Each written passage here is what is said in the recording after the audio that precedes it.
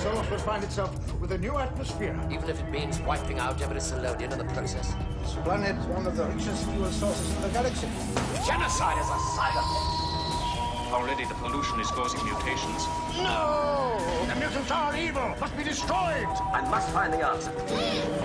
You should be grateful to him. He's quite mad. Oh no, Doctor. Madman you. I've won. So bad.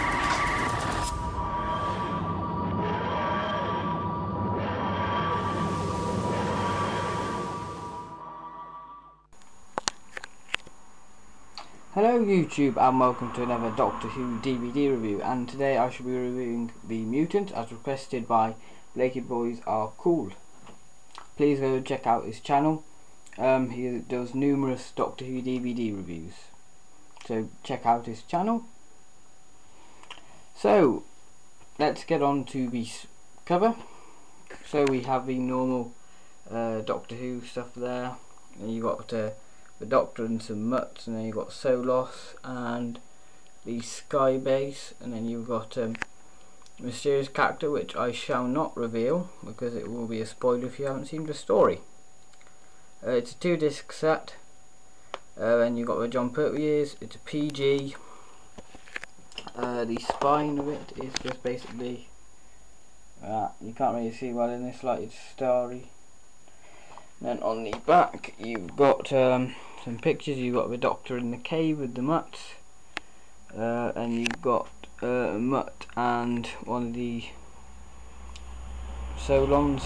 Can't remember the character's name to be honest because I haven't watched this story in quite a bit. I'm doing this review on memory.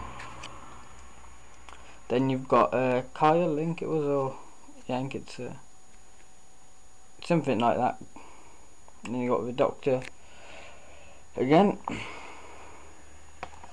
This was originally broadcasted in the 8th of April to the 13th of May 1972. This was produced by Barry Letts, directed by Christopher Barry, identical music by Tristram Cary. The total running time is 145 minutes. The cover is by Lee Binding. So I'd just like to do my thoughts on the story. Now this story sort of relates to history because of Solon, the planet, is sort of under rule by an Earth rule, so it's basically part of an empire. Yes, and David Baker and I think it's, hang on, I just get the writer's name, I can't remember.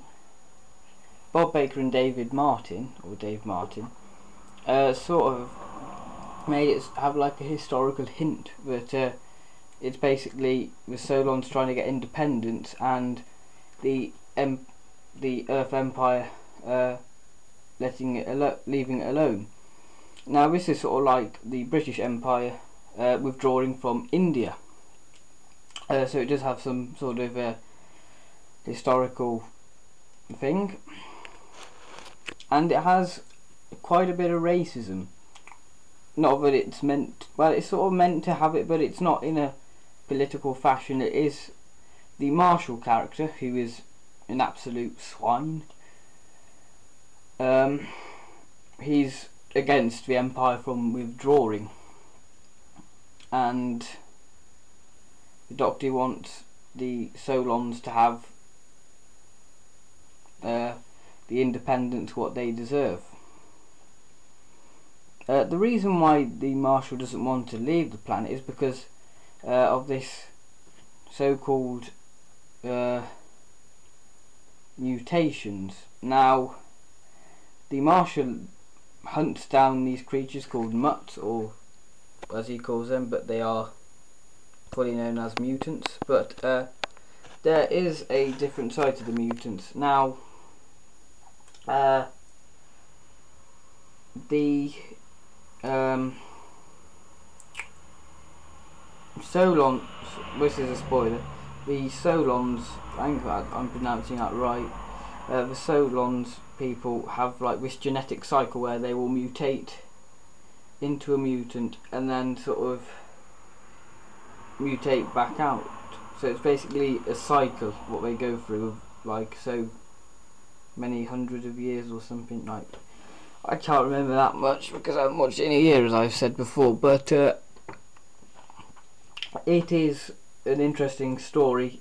Maybe it's a bit too long, it does drag on in some places, but yeah, I think it should be a 4-parter, but it is great fun, so I'll just read you the blurb. When a strange message pod turns up in Unit HQ, the Doctor and his assistant Joe suddenly find themselves involved in another dangerous mission from the Time Lords. The TARDIS takes them to go to Skybase 1 above the inhospitable Solos in the 30th century, and the planet is going to gain independence from Earth's glorious empire. But some on Solos have a plan, and alarmingly the natives are slowly mutating into fierce-looking creatures. It's time for Doctor and Joe to find out why.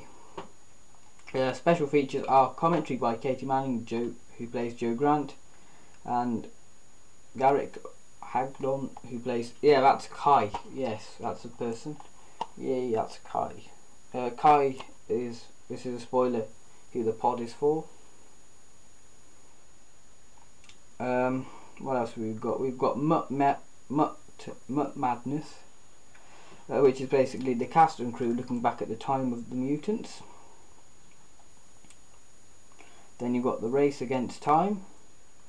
Noel Clarke narrates a documentary looking at the representation of non-white actors in Doctor Who and British TV as a whole. Then you've got Blue Peter. Peter Purvis looked at a collection of Doctor Who monsters. And then you've got Doctor Who Dressing Doctor Who, which is basically the costume design of the mutants looking back at his time in Doctor Who. Then you've got Radio Times Billings, production subtitles, production information, and you've got the coming soon trailer and digitally remastered picture. I think the trailer for the coming soon trailer is the ARC, if I'm right in saying. I don't have the ARC, probably get that in the future.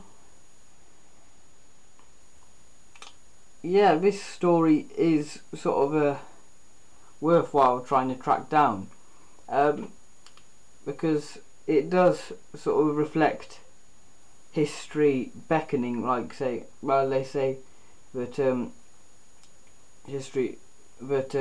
people should always evolve and never look at the past, and I think that's the message what the writers are trying to say. Never make the same mistake as the past did.